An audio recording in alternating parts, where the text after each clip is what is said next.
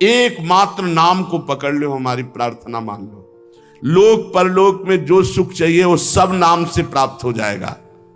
देखो, इसमें चिंता नहीं करनी भगवान ने अपनाया कि नहीं अपनाया, इसकी भी परीक्षा नहीं करनी।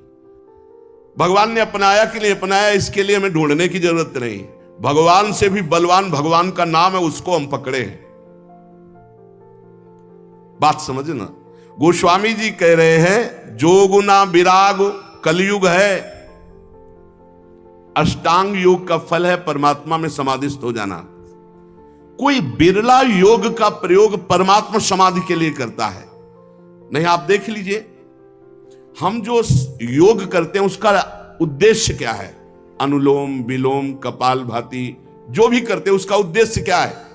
शरीर स्वस्थता। ध्यान से देखिएगा, शरीर स्वस्थता का उद्देश्य क्या है? भोग, समाधि नहीं।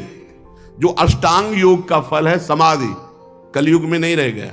कोई बिरला होगा, हम ये नहीं कहते भगवान की सृष्टि में ऐसा नहीं हो सकता, होंगे, कोई बिरले होंगे, लेकिन प्रगट में देखने में जो आता है वो योग का प्रयोग शरीर स्वस्थता और शरीर स्वस्थता का प्रयोग भोग। आप देख लीजिए, गोस्वामी जी कहते हैं कि अब मैं देख रहा हूं कलयुग ने अष्टांग योग में भी अपना प्रवेश कर लिया, जिससे योग का फल जो चित्त वृत्ति का निरोध करके परमात्मा में समाधिस्थ होना है गया। कोई बिरला होगा। फिर कह रहे हैं न विरागु, वैराग्य, क्या वैराग्य रह गया है? जो वैरागी महापुरुष पीछे हुए हैं, अब वैराग्य क्या रह गया? क्या वैराग्य रह गया है? केवल नाम मात्र का वैराग्य रह गया। वैराग्य किस बात का है?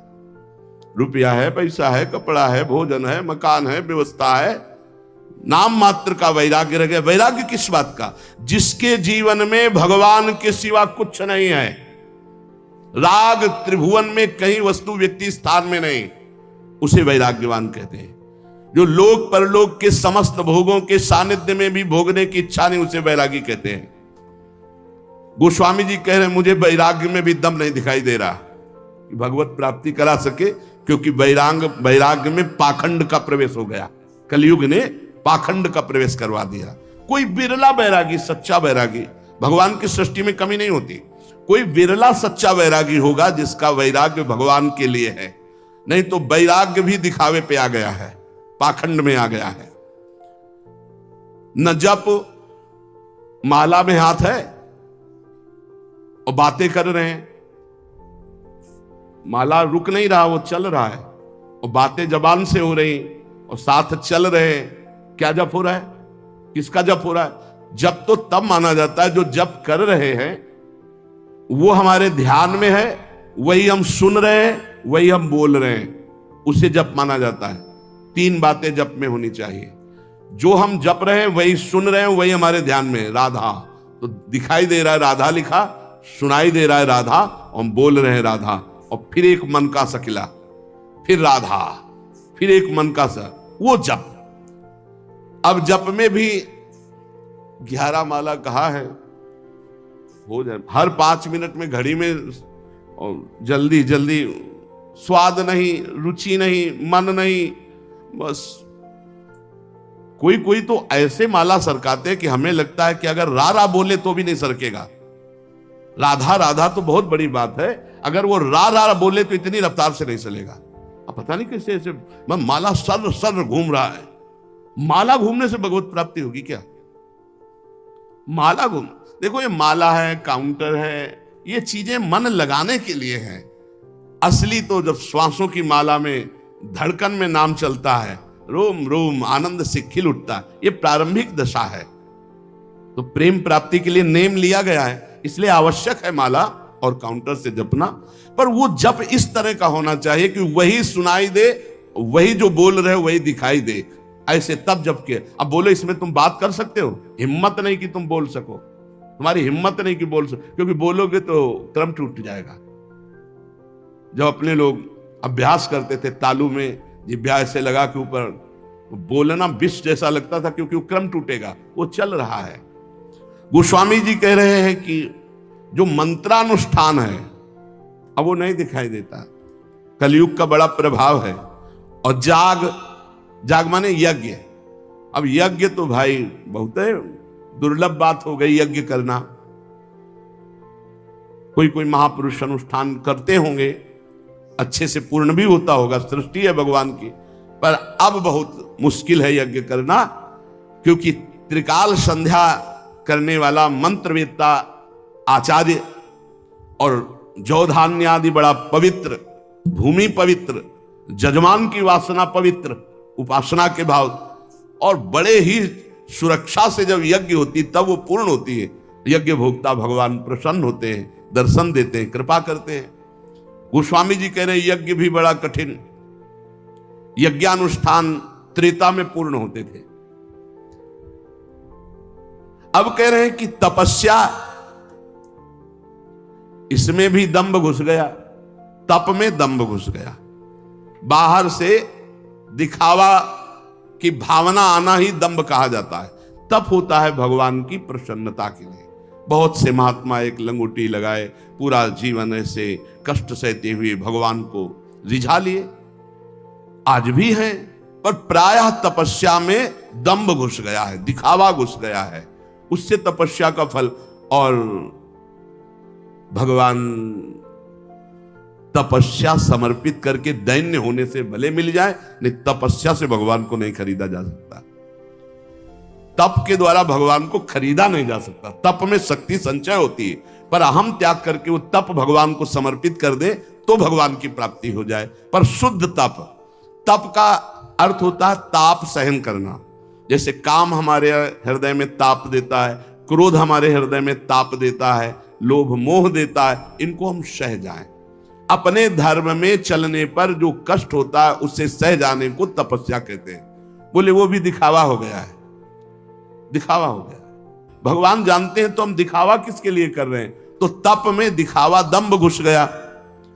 और बोले जो त्याग है, जोग न विराग जप जाग तप त्याग, त्याग कहते हैं हमारे हृदय में भगवत प्राप्ति की लालसा हुई है, जानबूझकर सारे भोगों का, सुख सुविधाओं का त्याग करके असुविधा युक्त जीवन, भगवान के लिए सब सुविधाएं हैं, असुविधा युक्त जीवन। त्याग का जब तक अहम होता है तो ना संतों में और ना भगवंत में द्रवण क्रिया नहीं होती, ध्यान रखना। उनका हृदय तभी द्रवित होता है जब त्याग का, अहम का भी त्याग हो जाए। कई बार सत्संग में सुनाया है, पूरे भारत के नदियों का भ्रमण करके फलाहार दुग्ध आदि से जीवन व्यतीत करते थे। उनको जब सुनने को मिला महाप्रभु चैतन्य देव की महिमा की कीर्तन में अमृत बरसता है, तो उन्हें लगा कि जब मैं जाऊंगा तो मैं त्यागी हूं, समस्त तीर्थों का अवगाहन किए हूं, फलाहार दुग्धाहार रहता हूं, तो महाप्रभु गले से लगा लेंगे। कीर्तन में पहुंचे, जे भी पहुंचे तो महाप्रभु का कीर्तन रुक गया और कहा कौन बहिर्मुख पुरुष आ गया जिससे कीर्तन का रस सूख रहा है। और वही आए हुए थे, बोले हटाओ इनको, हटा। अब वो जो दूर जाकर के खड़े हुए और रोने लगे कि प्रभु क्या मुझ जैसे अधम का आपके चरणों में कोई स्थान नहीं मिलने का। अगर आप जैसे महापुरुष, अंदर से प्रार्थना करते हैं, आप जैसे महापुरुष मुझ जैसे अधम को स्वीकार नहीं करेंगे, फिर मेरा उद्धार कैसे। महाप्रभु दौड़ पड़े और जाके गले से लगा लिया और कीर्तन में उन्मत्त कर दिया। अहम का त्याग, त्याग की स्मृति का त्याग, दैन्य भाव। तो त्याग का भी महत्व भगवत प्राप्ति नहीं करा सकता। तीर्थ न धर्म जानो वेद विधि किमि है। अब तीर्थ, ध्यान देना, आप कलयुग की चाल का ध्यान देना, आप सब हृदय वाले हैं। घर गृहस्थी में उतने पापाचरण की वृत्ति नहीं आएगी जितना तीर्थ में आने की संभावना है। क्यों आने की संभावना है? कलयुग की कुचाल है कि यहां का पाप वज्र की तरह होगा, तुम्हारी दुर्गति होगी। ब्रह्मा जी के 4 ये युग पुत्र हैं, सतयुग, त्रेता, द्वापर, कलयुग। सतयुग से कहा मैंने सृष्टि की रचना में नरक की रचना की है, उसका भी ध्यान रखना, कुछ लोग उधर भी जाना चाहिए। बोले प्रभु हमारे राज्य में कोई नरक जाए असंभव, आपकी इस आज्ञा का पालन नहीं हो पाएगा, सतयुग ने कहा। त्रेता से, तो त्रेता ने कहा बड़े भैया का अनुसरण करेंगे। द्वापर से कहा तो द्वापर ने कहा हम आज्ञा पालन करने की सम्यक चेष्टा करेंगे, आपकी आज्ञा का पालन हो कि कुछ लोग जो अधर्माचरण करेंगे वो नरक भेजे जाए। सतयुग में अधर्माचरण, त्रेता में, कलयुग से कहा तो उनका बड़े भैया ने जैसे साफ जवाब दे दिया आपको कि हमारे राज्य में भूल चूक से कोई चला जाए नहीं, नरक नहीं जाएगा। तो वही हम उत्तर देते कि हमारे राज्य में भूल चूक से कोई स्वर्ग या परम पद चला जाए सबको नरक भेजेंगे सीधे, कलयुग सीधे आओ फुल नरक, चिंता मत करो महाराज, आज्ञा का पालन हम करेंगे। हर जगह तीर्थयाटन में व्यसन, व्यभिचार, छल कपट, चोरी ये निषेध है, पर लोग तीर्थयाटन में जाकर के ऐसे अपराध ज्यादा कर देते हैं। नशा करना, व्यभिचार करना, चोरी करना, क्रोध करके लड़ाई कर लेना, किसी तीर्थवासी को पीट देना, अपमान कर देना, ऐसे बहुत तरह से। वेद विधि किम है। अब वेद विधान तो वो समझे जो शास्त्र स्वाध्याय करे, जो खूब महापुरुषों का संग करे, वो जान पाता है क्या करना चाहिए क्या नहीं करना चाहिए। तस्मात् शास्त्रम प्रमाणम ते कार्यो व्यवस्थित हो। अब यहां फुर्सत नहीं है मोबाइल से, टेलीविजन से, पेपर से, संसार की बातों से, तो कौन पढ़े योग वासिष्ठ, कौन पढ़े भगवत गीता की टीका, कौन पढ़े श्रीमद् भागवत महापुराण, कौन पढ़े वेद के सिद्धांत, तो कैसे पता चलेगा जीव का कर्तव्य क्या है, क्या करना चाहिए क्या नहीं करना चाहिए। ऐसा नहीं वैदिक सिद्धांत को जानने वाले नहीं हैं, हैं पर बिरले कोई। तो भगवत प्राप्ति इसमें भी बड़ी कठिन। गोस्वामी जी कहे तुलसी सो पोचना भयो है, नहीं हुए है कहूं। अब मैं तुमसे अपनी बात कह रहा हूं कि मेरे जैसा पामर कोई ना हुआ है ना है। पहले तो बताया इन सब से अब भगवत प्राप्ति नहीं होने वाली, ध्यान दे लो। बहुत बढ़िया सिद्धांत, ये सब शास्त्रों का सिद्धांत, हृदय सम्मत सिद्धांत को स्वामी जी कह रहे। जोग ना विराग जप जाग तप त्याग व्रत तीरथ ना धर्म जानो, वेद विधि किम है। अब व्रत की पूछो तो कोई बिरला ही व्रत का नियम। एक बार हमने वर्णन किया था कि दशमी को ये और एक बार, और द्वादशी को एक बार, और एकादशी को तो पूरा या तो निर्जला रहो या एक बार जल फल फूल जो कुछ थोड़ा सा ग्रहण कर लो। अब तो जानते हो कैसे व्रत होते हैं, कूटू का और सिंघाड़े का, जैसे कूटू के पकौड़ा बन रहे हैं, सिंघाड़े के हलवा बन रहे हैं, समा के खीर बन रही, और क्या क्या पकवान बन रहे हैं, बाल भोग अलग, राज भोग अलग, शयन भोग अलग। भैया ऐसे व्रत तो रोज रहे तो बढ़िया चकाचक है। नहीं, व्रत का मतलब है उपवास, तो उपवास पूरे दिन कुछ नहीं, शाम के समय जल फल कुछ ले लिया नहीं, पार पूरा उपवास करके निर्जला। एक कोई भी व्रत रहो तो ऐसे थोड़ी है कि पुआ पकौड़ी और सब इधर उधर के जोड़ बटोर करके के वही खाना पे मर जाओगे क्या एक दिन के लिए। व्रत रहो तो शाम से हर व्रत में मंगल विधान होता है, जो हम जलते हैं, जो भूख से व्याकुल होते हैं, उससे हमारे पाप नष्ट होते हैं। अब ऐसा व्रत नहीं रह गया, डकार आ जाए और दिन चाहे ना आवे, व्रत के दिन जरूर डकार आवे। इतना बड़ा तरबूज फल भी तो डकार आ जाए पक्का। व्रत किस बात का, दबा दबा के फल फूल और सब मिष्ठान और सब पा रहे हैं। अब बोले व्रत है तो भाई ऐसे व्रतों से भगवत प्राप्ति नहीं होती। व्रत रहा गया है, शास्त्रों में वर्णन है, आप देखो पयो व्रत का वर्णन है, चंद्रायण व्रत का, कृच्छ व्रत का, बड़े बड़े व्रत का। अब कौन सा व्रत रह गया है, अब रसेंद्री का व्रत रह गया है। एक पत्ता मुख में रख लेती है माता जी, अपर्णा नाम पड़ गया, तब भगवान शिवपति रूप में प्राप्त, तब भगवान की प्राप्ति। व्रत ही तो तुलसीदास जी कह रहे हम तुम्हें बता दें, हम सब तरह से पामर हैं। ये देखो महापुरुषों का हृदय। तुलसी सो पोचना भयो है, नहीं हुए है कहूं। मेरे जैसा पामर न कोई है और न कोई होगा। सोचे सब आके अग कैसे प्रभु क्षमी है, मेरे तो न डरू, मुझे कोई डर नहीं है भाई। क्यों, तुमने क्या पा लिया कि तुम्हें डर नहीं। बोले रघुवीर सुनो साची कहो, औरों से नहीं, सीधे भगवान से कह रहे। खल अन खई है तुम्हें सज्जन ना गमई है। दुष्ट लोग इस बात से प्रसन्न होंगे। अब देखते हैं इसकी कौन सी दशा होगी। पर सज्जन लोग इस बात से दुखी होंगे कि तुलसी राम का है, इसका अहित कैसे हो सकता है।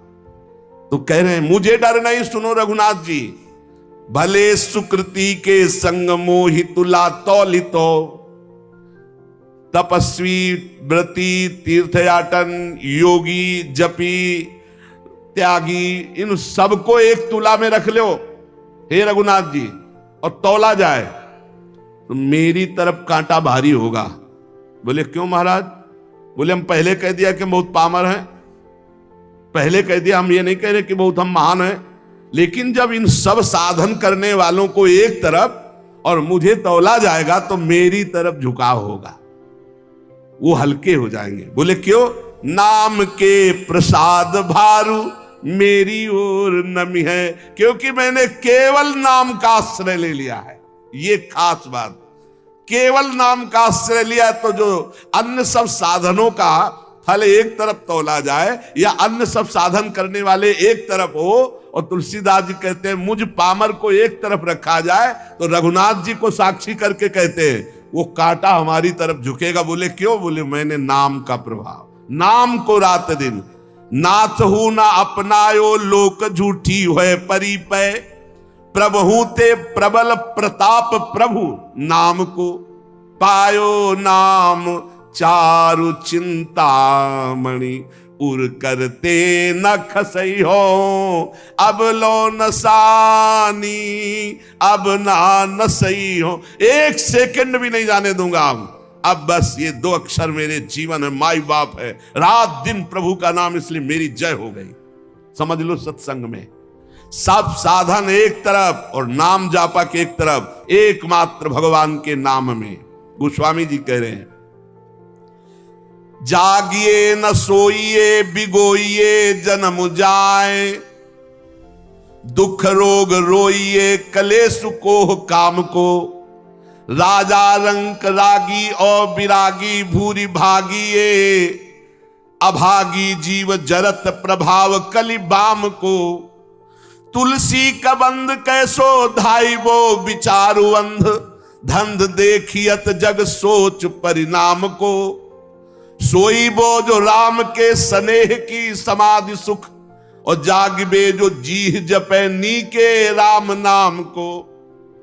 इस कलयुग ने सबकी बुद्धि को भ्रष्ट कर दिया है। हरिवंश महाप्रभु कहते पाए जान जगत में सब जन, कपटी कुटिल कलयुगी टंचु, सबकी बुद्धि में कलयुग अपना प्रभाव दिखाए। गोस्वामी जी कह रहे हैं इस संसार में ना तो कोई जाग रहा है और ना सो रहा है, अब प्रपंच में फंसे।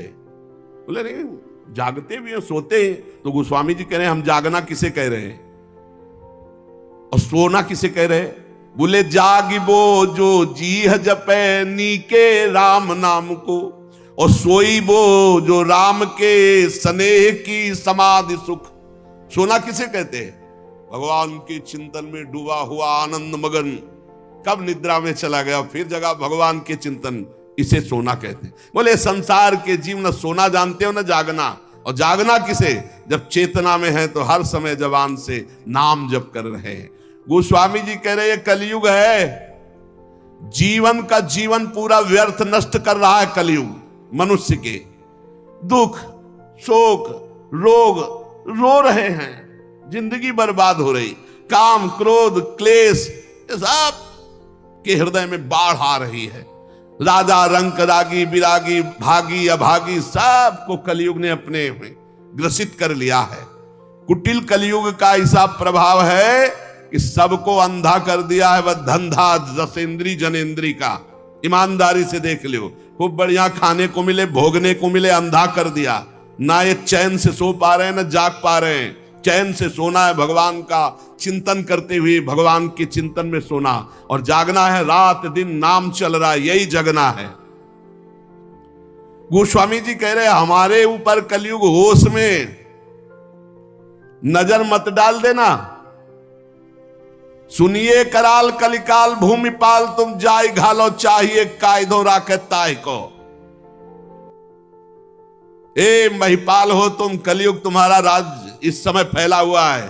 तुम राजा हो मानते हैं, तुम सबको नष्ट कर रहे हो ये भी जानते हैं, सबको बुद्धि भ्रष्ट। सब में कौन बचा है?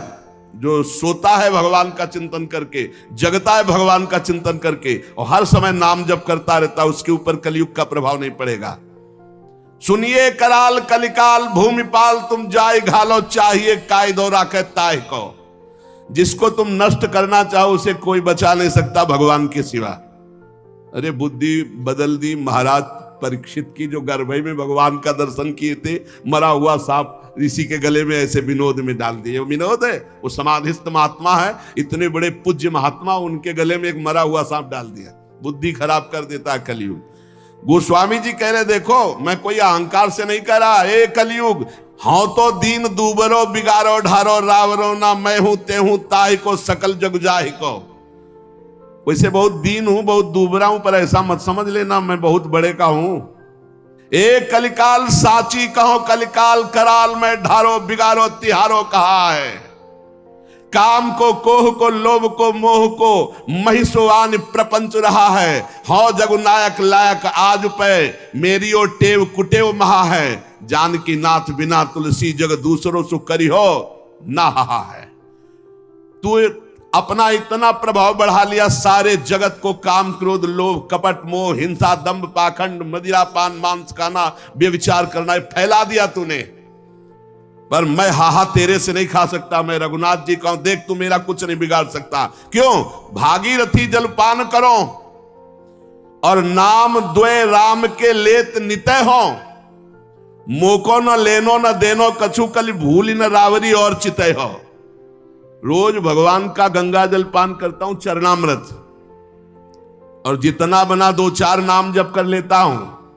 कलयुग होश में हमारी तरफ देख मत लेना तुम। जान के जोरी करो परिणाम तुम्हें पछतई है पै मैं न भितई हूं।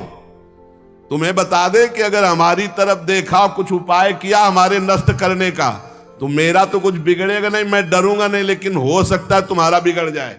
बोले कैसे? बोले ब्राह्मण जो उगल्यो उर्गारी हो त्यों ही तिहारे हिये ना हितई हो। महामहिम गरुड़ जी ने जब एक भोजन आहार एक जगह लिया तो उसमें एक ब्राह्मण भी आ गया, ब्रह्म ऋषि। तो आंख पैदा हो गई गरुड़ जी के तालू पे, तत्काल उगल दिया। बोले समझ लो जो भगवान का भजन करते तो गरुड़ जी नहीं लील पाए तो एक कलयुग तू क्या बिगाड़ लेगा। भगवान का चरणामृत पान करता हूं, 2-4 जो बना वो राम राम जप लेता हूं, क्योंकि मैं रघुनाथ जी का हूं। ये ठसक रोज भगवान का चरणामृत पान जो करता है और जो नाम जप करता है कुछ नहीं बिगड़ेगा। जीते विनायक शुभ शुभ विघ्न, सेवक जी महाराज, जीते विनायक शुभ शुभ विघ्न करे नहीं कोई, विघ्न करे नहीं कोई, डरे कलिकाल कष्ट भय, हरे सकल संताप हरस हरिनाम जपत जय। जो भगवान नाम जप कर रहा है उसकी सदा जय होती है। नाम जप करो, रोज भगवान का चरणामृत पियो। प्रिया प्रीतम का चरणा, ये गंगा जल क्या है? गांगम वारी मनोहारी मुरारी चरणच्युतम त्रिपुरार शिरश्चारी पापापहारी पुनातुमाम। कई बार सत्संग में कहा चरणामृत का नियम ले लो, बिना चरणामृत के भोजन मत करो। पहले चरणामृत जाएगा प्रभु का तब भोजन पाएंगे, ऐसा नियम लिए हो। सुबह होते ही पहला बात होनी चाहिए चरणामृत अपनी जिह्वा पे जाए। भागीरथी जल पान करो और नाम द्वय राम के लेत नितय हो। देखो बोले जो बना हमसे 2-4 बार नाम ले लेता हूं, भगवान का चरणामृत पीता हूं, गंगा जल पीता हूं। ए कलिकाल हमारी तरफ देख मत लेना, और नहीं देखेगा कलिकाल। नाम जब चल रहा है बुद्धि भ्रष्ट नहीं होगी, नहीं भ्रष्ट कर देगा। कलिकाल ने बुद्धि को भ्रष्ट कर दिया। बिना धर्म के बिना भगवत भजन के पशु की तरह जीवन व्यतीत हो रहा है। ना मुख में तेज है ना हृदय में दया है, वही असत आचरण फैलते चले जा रहे हैं। सबसे प्रार्थना है अगर इस कलिकाल में परम सिद्धि प्राप्त होती है तो केवल नाम जप से प्राप्त होती है, मान लेना। ये शास्त्र सम्मत बात कहते हैं। कृतयुगे ध्यायते विष्णुम तेतायाम यजते मखई द्वापरै परिचर्यायाम कलौ तद्धरि कीर्तनात्। कलयुग केवल नाम आधारा, सुमिर सुमिर नर उतरे पारा। गोस्वामी जी महाराज कह रहे हैं मैंने भगवान के नाम के बल से विजय प्राप्त कर ली कलयुग पर। माया पर। मेरे जाति पात ना चाहो काहू की जाति पात, मेरे को काम को ना हूं काहू के काम को। लोक परलोक रघुनाथ ही के हाथ सब भारी है, भरोसो तुलसी के एक नाम को। अति ही अयाने उपखानो नहीं बूझे लोग, साही को गोत गोत होत है गुलाम को। साधु कह असाधु कह भलो कह पोच, सोच कहा का काहू के द्वार परो, जो हो सो हो राम को। ये बात विजय प्राप्त करवा देगी माया पर और कलयुग पर। कह रहे हैं मुझे किसी की पंक्ति में जाना है या किसी को बुलाना है, कोई बेटी का ब्याह थोड़ी करना है। मैं किसी की भी जात जात पात पूछता हूं ना, मैं अपनी जात पात, मैं ना तो किसी के काम का हूं ना कोई मेरे काम का है, ना मेरा लोक ना मेरा परलोक, मेरा सब कुछ रघुनाथ जी भगवान। मेरा लोक परलोक मेरी साधना साध्य सब मेरे भगवान। बहुत जोर की बात है। तुलसी एकमात्र केवल नाम का सहारा लिया है, नाम का। भारी है भरोसो तुलसी के एक नाम को। नाम को पकड़ लो भाई। हमारे हर प्रश्न का उत्तर नाम होता है, क्योंकि तस्मात् शास्त्रम प्रमाणम। और युग धर्म के अनुसार अगर किसी का परम कल्याण, मनोरथ की पूर्ति, लोक परलोक की मंगलमयी यात्रा, तो वो नाम से ही होगी। कह रहे मैं साधु हूं या असाधु हूं, भला हूं या बुरा हूं, जैसा हूं, मुझे किससे क्या लेना देना। मैं अपने भगवान का हूं और भगवान के द्वार पे पड़ा हूं। मैं अपनी लाडली जू का हूं, लाडली जू की शरण में पड़ा हूं। कीबे कहा पढ़िबे को कहा फल, बूझी न वेद को भेदु विचारे। स्वार्थ को परमारथ को कलि कामद, राम को नाम विचारे। खूब वेद पढ़े हो, शास्त्र पुराण पढ़े हो, लेकिन नाम जप नहीं कर रहे हो तो कुछ नहीं होने वाला, ध्यान रखना। ये कई शास्त्रों में पढ़ा है, गोस्वामी जी भी कह रहे हो, ये खास हृदय की भी बात है। वाद विवाद विषाद बढ़ाई के छाती पर आयो अपनी जा रहे।